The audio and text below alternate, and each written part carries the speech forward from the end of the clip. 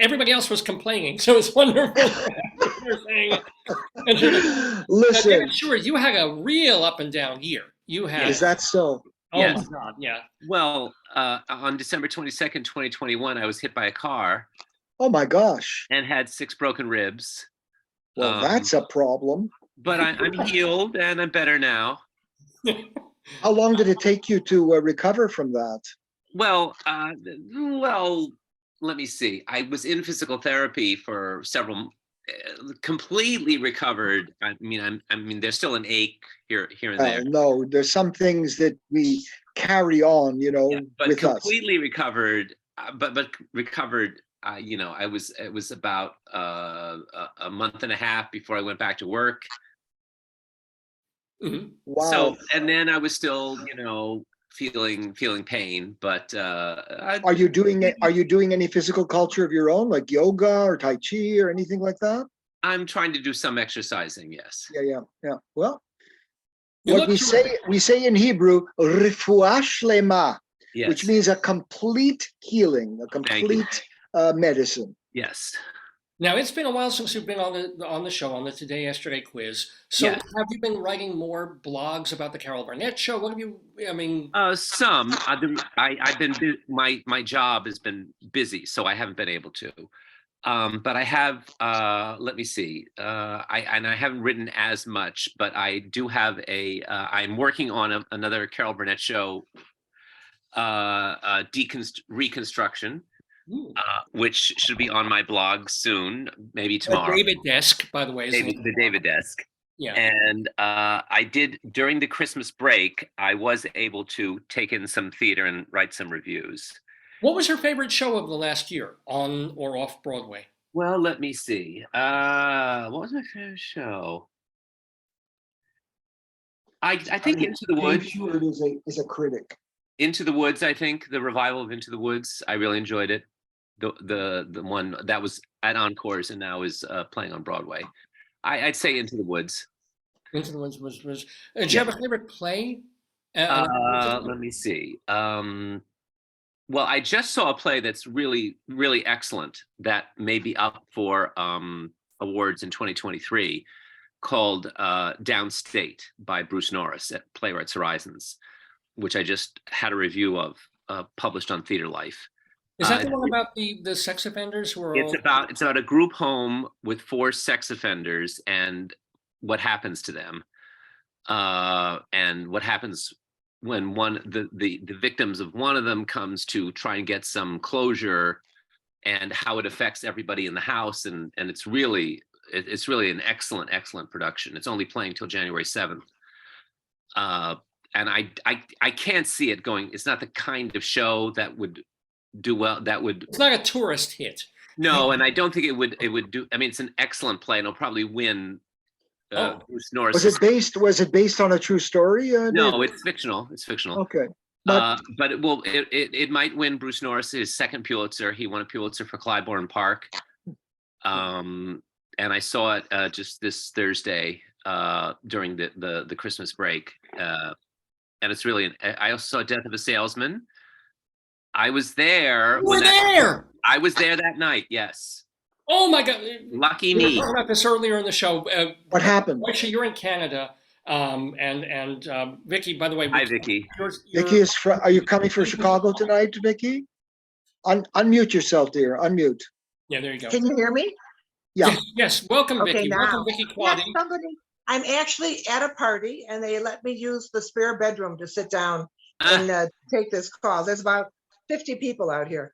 Gosh, we won't keep you very long, but we want you to be part of this. But no, so some crazy person started talking during the show? Well, in the second act, we're sitting there, and then we hear this woman screaming, no, I'm not leaving. If I can't see the show, nobody else can. Yeah, put me out. Put me out. I dare you. Really? And what happened? They brought the lights up. She went down to the aisle and was addressing Wendell Pierce on the stage, who plays Willie Loman, and he was trying to reason with her. Evidently, during the first act, she had been, I don't know what happened. We don't know what happened. I don't know what happened to prompt this woman to lose her mind. She was triggered by something. I don't know, but evidently she was talking loudly during the first act. I was far away from her, so I didn't hear it. And she was making noise during the first act, and some people complained. And it looked as if she was leaving at the intermission. And then she started to come back in. And the people said, "No, you can't come in. You're making too much noise. You're disturbing people." And that's when she lost it. And then they had to call the police. The lights came. They stopped the show. No. They had to call the police. And she, after much arguing, they took her, not in handcuffs or anything, but they let her away, and we could still hear her screaming from the lobby. So I don't know. How old was this woman, David? She looked in her 40s. She looked, middle-aged. What do you make of it? She's having a psychotic episode? Maybe. She was well dressed. She was in the mink. Her husband was with her. She did not look like she didn't look like a crazy person. So I don't know. If they had a ruler, if somebody on stage had a ruler, that would have gone a very different way. And when I saw Late Night Catechism, that's how they handled unruly audience members. That's right.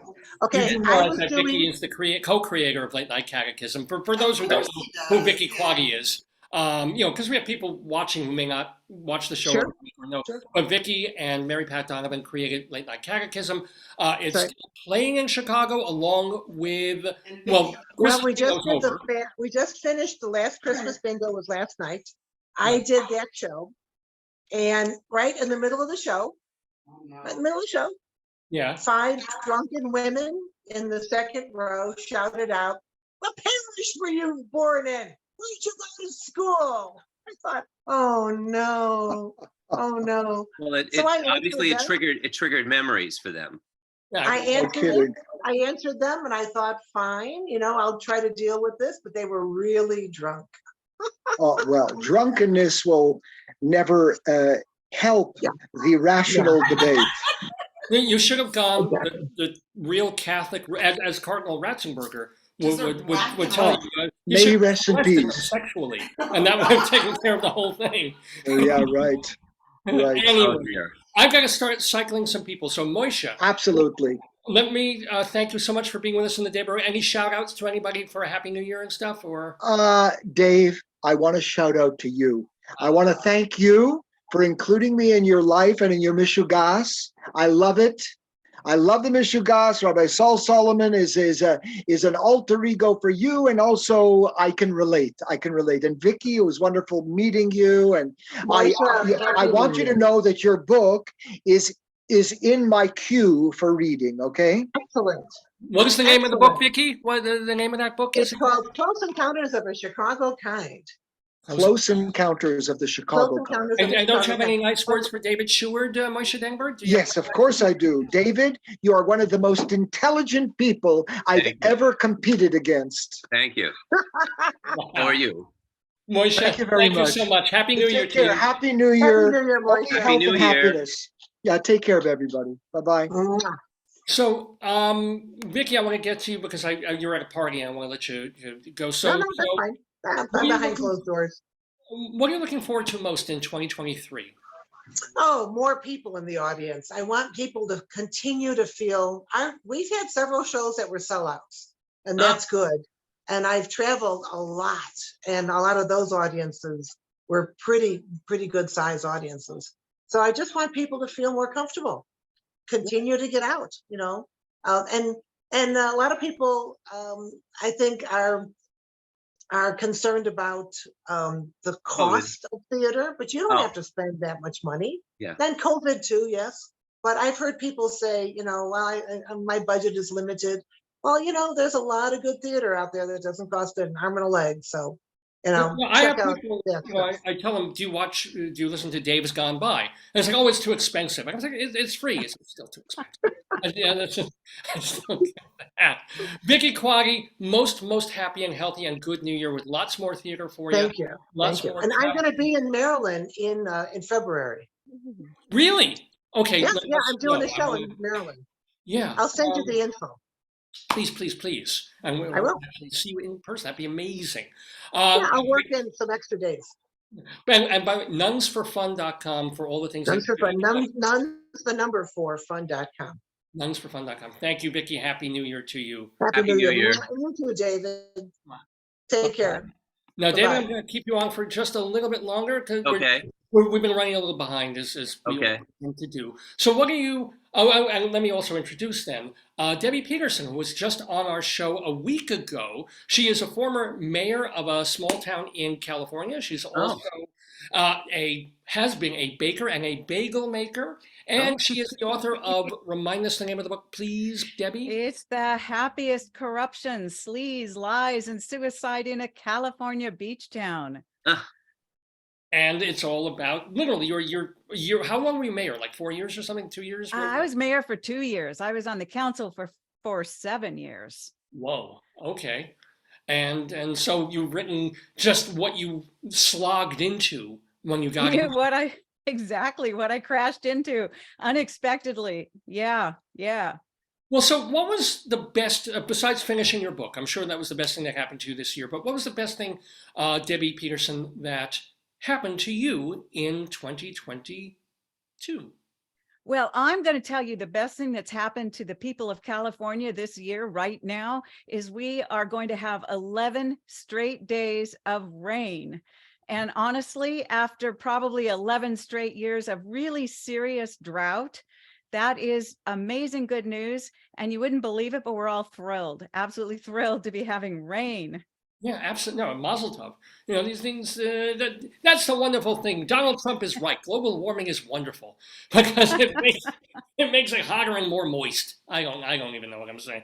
So, by the way, I want to welcome, David, do you know this person? I'm wondering because I met this man and his wife at ATCA, American Theater Critics Association, I don't know, 25, 30 years ago.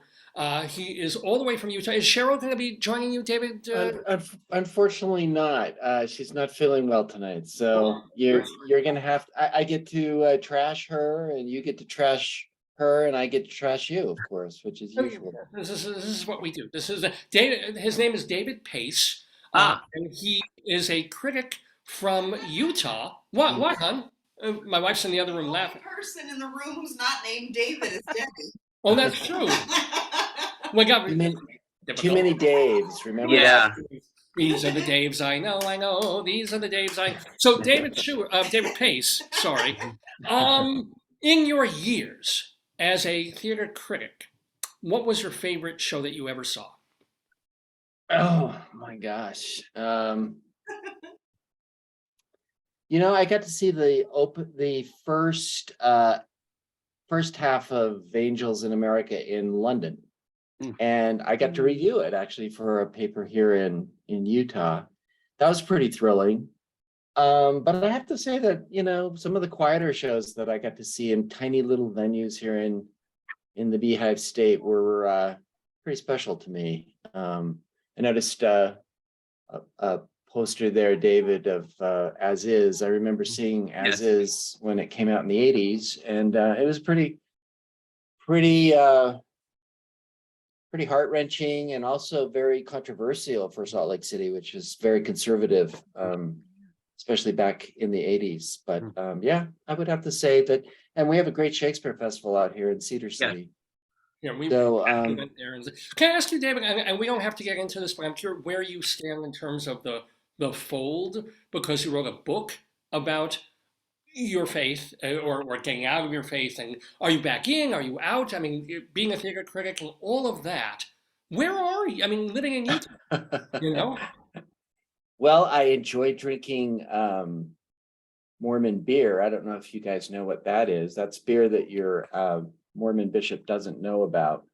So no, I exited the LDS Church formally in 1996 as a protest for reasons I won't get into. But I mentioned Angels of America. That was really a formative play for me because I think it resonated with me because of its, Tony Kushner's use of Mormon iconography and Mormon characters, and it kind of helped me kind of graduate, if you will, to post-Mormonism.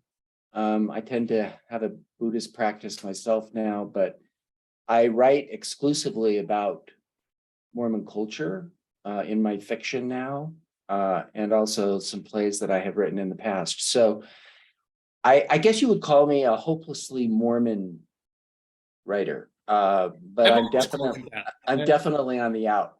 No, I don't think I've always my called you mother- a hopeless writer, isn't it? yeah, I don't even think my mother has even acknowledged the novel I wrote about my coming of age stories. So. Hey, by the way, before I forget, Debbie Peterson, you had the book about the corruption, but you've also got another book coming out in a couple of months or weeks. Yeah, actually, I've got one that I'm going to launch in a week. And it's City Council 101 Insider's Guide for New Council Members. And it's everything that they don't tell you when you start. It's the playbook that no one ever gives you that doesn't really exist unless a mayor tells you all about it. Yeah. So that Debbie, one's coming out, launching next Sunday. can I ask you, Debbie, what was your most memorable favorite New Year's Eve or New Year's Day?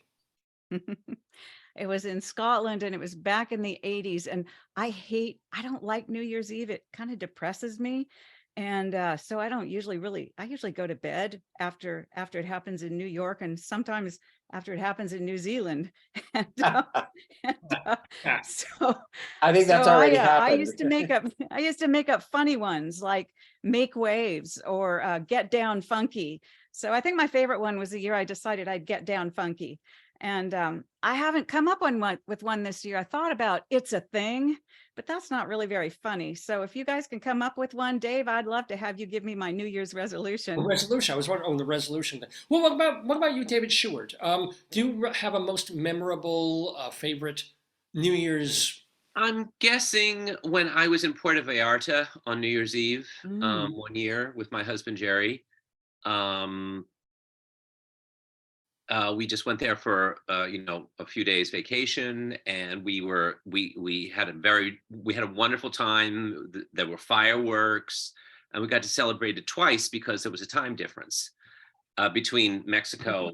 I think there was like an hour difference between the part of Mexico we were in and New York. So we ate at a very nice restaurant. There was this promenade along the beach where you could see the fireworks, and I would say that was the most memorable New Year's Eve I've had. Let me ask you, how long have you guys been married? You and Jerry, how long have you We've been married since 2012. We've been together for since 1989. So 30 odd years, 33 years. We've been together, and we've been legally married since 2012. Well, congratulations. Yeah, mazel tov. Hold on. Wait, no, David Pace, you don't get to say. You're a Mormon. You don't get to use that. You got to use Mormon-esque language. And I've been to Salt Lake City. I enjoyed it. It's an interesting city. Oh yeah. It's a lot of sunshine. That's what I remember. And a great bookstore. Is that bookstore still there, David Pace? This enormous bookstore they have in Salt Lake. I think that they moved. I think it was Weller's bookstore, and they moved over to Trolley Square. But yeah, we have a strong independent bookstore culture here. King's English is probably also well known, and in fact, they hosted me when I launched my book.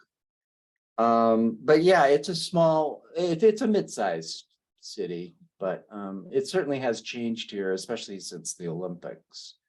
2002. So cool. I need to start cycling some people. So David Sheward, let me say welcome. I hope you'll get to play some quizzes. I know we've got another semester coming, but we'll see how things work out.